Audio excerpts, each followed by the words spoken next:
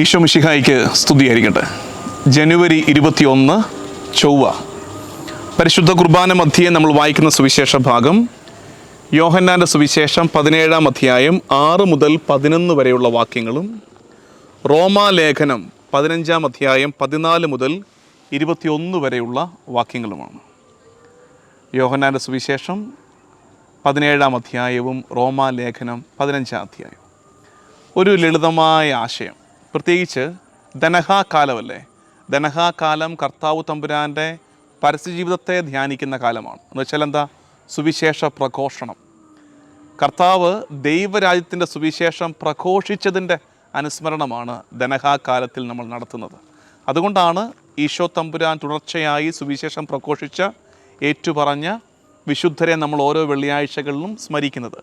ഞാൻ കഴിഞ്ഞ ദിവസം പറഞ്ഞപ്പോൾ അവസാനത്തെ വെള്ളിയാഴ്ച സകല വിശുദ്ധരും തിരുനാളും തെറ്റിപ്പറഞ്ഞായിരുന്നു. അവസാനത്തെ വെള്ളിയാഴ്ച സകല മരിച്ചവരുടെയും തിരുനാൾ, അത് തന്നെയാണ് ഉദ്ദേശിച്ചത്. പറഞ്ഞു വന്നപ്പോൾ അത് സകല വിശുദ്ധരും തിരുനാളായിട്ട് മാറിപ്പോയി. ആരോ ഒരാൾ എന്നെ തിരുത്തിയായിരുന്നു. നല്ല കാര്യം, താങ്ക് യു.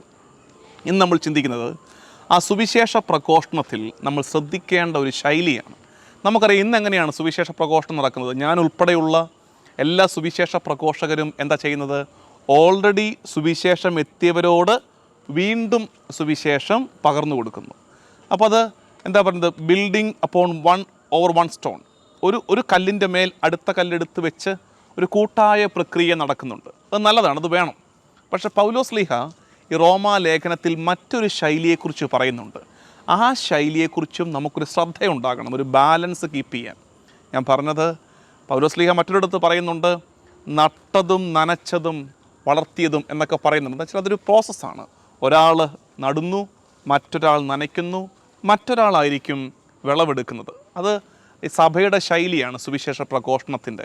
പക്ഷേ വേറൊരു ശൈലി പൗലോസ്ലീഹ ഇന്ന് അവതരിപ്പിക്കുകയാണ്.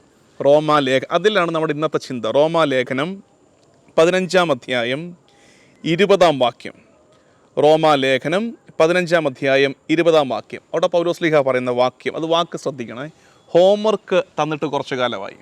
ഇന്നെല്ലാവരുടെയും ജോലി ഈ റോമാലേഖനം 15-ാം അധ്യായം 20-ഉം 21-ഉം വാക്യങ്ങളൊന്ന് മനസ്സിരുത്തി വായിക്കുകയും നിങ്ങളുടെ ബൈബിളിൽ വരച്ചിടുകയും ചെയ്യുക. ഇങ്ങനെയാണത്: അങ്ങനെ മറ്റൊരുവൻ സ്ഥാപിച്ച അടിസ്ഥാനത്തിന്മേൽ പണിയാതെ മിശിഹായെ അറിയാത്ത സ്ഥലങ്ങളിൽ സുവിശേഷം പ്രസംഗിക്കുന്നതിൽ ഞാൻ അത്യധികം ഉത്സാഹം കാണിച്ചു. ശരിക്കും പൗലോസ്ലീഹ ചെയ്ത കാര്യം. അതുകൊണ്ടാണ് പൗലോസ്ലീഹായെ വിജാതീയരുടെ അപ്പസ്തോലൻ എന്ന് വിളിക്കുന്നത്.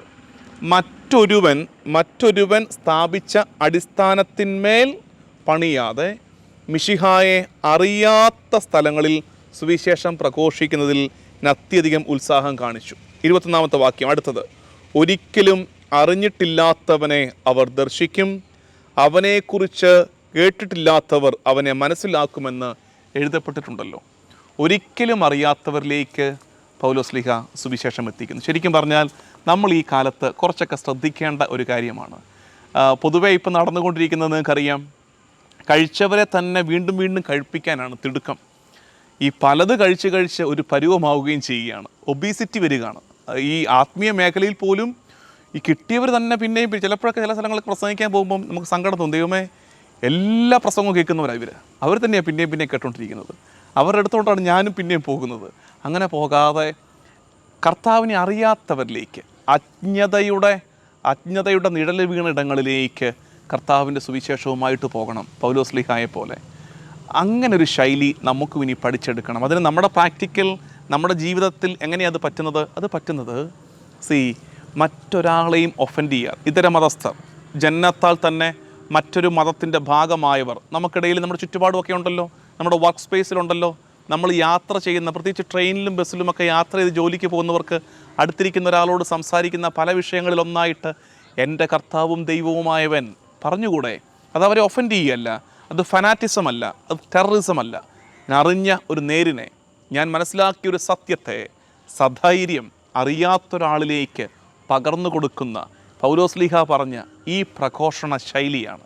അത്തരമൊരു പ്രഘോഷണ ശൈലി നമ്മുടെ എല്ലാവരുടെയും, അതിന് അച്ഛനാകണം കന്യാസ്ത്രീ ആകണമെന്നില്ല കേട്ടോ, മാമോദീസാ വെള്ളം തലയിൽ വീണ എല്ലാവരുടെയും ഉത്തരവാദിത്തമാണ് ഈശോയെ പ്രഘോഷിക്കുക, അറിയാത്തവരിലേക്ക് കൂടുതൽ ഇനി എത്തിച്ചു തുടങ്ങണം നമ്മൾ ഈശോ തമ്പുരാനെക്കുറിച്ചുള്ള അറിവുകൾ.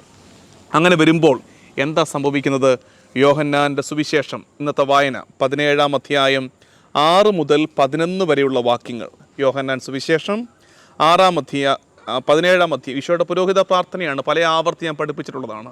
യോഹന്നാൻ 17 അതിൻ്റെ 6 മുതൽ 11 വരെയുള്ള വാക്യങ്ങളിൽ സംഭവിക്കുന്ന കാര്യം നമ്മൾ ആഗ്രഹിക്കേണ്ടത്. 8-ാമത്തെ വാക്യം വരച്ചിട്ടോ. 8-ാമത്തെ വാക്യം ഇങ്ങനെയാണ്: എന്തെന്നാൽ അങ്ങ് എനിക്ക് നൽകിയ വചനം ഞാൻ അവർക്ക് നൽകി. അതാണ് സുവിശേഷ പ്രഘോഷണം. കർത്താവ് നമുക്ക് നൽകിയതിനെ നമ്മൾ മറ്റൊരാൾക്ക് പകർന്നു കൊടുക്കുന്നു. അതാണ് ഈശോയും അങ്ങ് എനിക്ക് നൽകിയ വചനം ഞാൻ അവർക്ക് നൽകി. അപ്പോൾ സംഭവിച്ചു, അവർ അത് സ്വീകരിക്കുകയും ഞാൻ അങ്ങയുടെ അടുക്കൽ നിന്ന് വന്നുവെന്ന് സത്യമായി അറിയുകയും അങ്ങനെ അയച്ചുവെന്ന് വിശ്വസിക്കുകയും ചെയ്തു. 4 കാര്യങ്ങളുണ്ട്. ആ 4 വാക്കിൽ പ്രത്യേകം ഒന്ന് മാർക്ക് ചെയ്തേ. ഈ 4 കാര്യങ്ങൾ സുവിശേഷ വേലയിൽ നടക്കണം. 1, അങ്ങ് എനിക്ക് നൽകിയ വചനം ഞാൻ അവർക്ക് നൽകി. നൽകുക, വചനം നൽകുക. വചനം നൽകുമ്പോൾ അപ്പുറത്ത് നിൽക്കുന്നത് ചെയ്യണം, അവർ സ്വീകരിക്കണം. 2-ാമത്തെ വാക്ക്, ആ വചനത്തെ സ്വീകരിക്കണം. 3, ആ വചനത്തെ സ്വീകരിച്ചതുവഴി എന്നെ അയച്ച മിശിഹായെ അറിയണം. ഒടുവിൽ വിശ്വസിക്കണം. അങ്ങനെ ഒരു വിശ്വാസികളുടെ സമൂഹം രൂപപ്പെടുകയും അവരൈക്യത്തിലാവുകയും ചെയ്യുന്നത് കർത്താവിൻ്റെ സ്വപ്നമാണ്. പ്രിയമുള്ളവരെ, ഇന്നത്തെ നമ്മുടെ ഈ ബ്ലസ് 364 പതിവ് ഒരു ടോപ്പിക്കല്ല നമ്മൾ കൈകാര്യം ചെയ്തത്. പക്ഷേ ആ പറഞ്ഞ കാര്യം ഒന്ന് ശ്രദ്ധിച്ചേ. എന്തൊക്കെയാണ് പറഞ്ഞത്? പൗലോസ്ലീഹ ഒരു പുതിയ ശൈലി അവതരിപ്പിക്കുകയാണ്. അറിഞ്ഞവരിലേക്ക് വീണ്ടും വീണ്ടും എത്തിക്കുകയല്ല, ഉണ്ടവരെ വീണ്ടും വീണ്ടും ഊട്ടിക്കുകയല്ല, പട്ടിണി കിടക്കുന്നവരിലേക്ക് അന്നമെത്തിക്കുന്ന ഒരു സുവിശേഷ പ്രഘോഷണത്തിൻ്റെ ശൈലി പൗലോസ്ലീഹ പറയുകയാണ്. അറിയാത്തവരിലേക്ക് ഞാൻ ഈശോയെ എത്തിച്ചു. അപ്പോൾ നമ്മളെന്താ 17-ാം അധ്യായം യോഹന്നാൻ 17-ാം അധ്യായത്തിൽ അതിൻ്റെ ശൈലി പറയുകയാണ്. ആ വചനം പറയണം, കേൾക്കുന്നവർ അത് സ്വീകരിക്കണം. 3, മിശിഹായെ അവർ അറിയണം. 4, വിശ്വസിക്കണം. ഒടുക്കം 5-ാമത്തത് തുടർന്നുള്ള വാക്യങ്ങളിൽ കാണും, ഐക്യം, കൂട്ടായ്മ.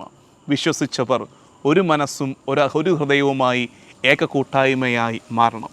അത്തരമൊരു സുവിശേഷ പ്രഘോഷണം, ഒരു ഇവാഞ്ചലൈസേഷൻ നമ്മുടെ കാലത്ത് നടക്കാൻ നമുക്കും പ്രാർത്ഥിക്കാം. കർത്താവും ദൈവമായ ഈശോ മിശിഹായെ, അറിയാത്തവരിലേക്ക്, നിന്നെ ഇതുവരെ മനസ്സിലാക്കാത്തവരിലേക്ക് എൻ്റെ ചെറുവാക്കുകൊണ്ട്, എൻ്റെ നിലപാട് കൊണ്ട്, കൊച്ചു കൊച്ചു പ്രവൃത്തികൾ കൊണ്ട് നിന്നെ എത്തിക്കാൻ ബലഹീനനായ എന്നെ നീ ഉപകരണമാക്കണേ. നമ്മുടെ കർത്താവ് ഈശോ മിശിഹായുടെ കൃപയും പിതാവായ ദൈവത്തിൻ്റെ സ്നേഹവും പരിശുദ്ധാത്മാവിൻ്റെ സഹവാസവും എന്നും എല്ലാ കാലവും കൂടെ ഉണ്ടായിരിക്കട്ടെ, ഇപ്പോഴും എപ്പോഴും എന്നേക്കും. ആമേൻ.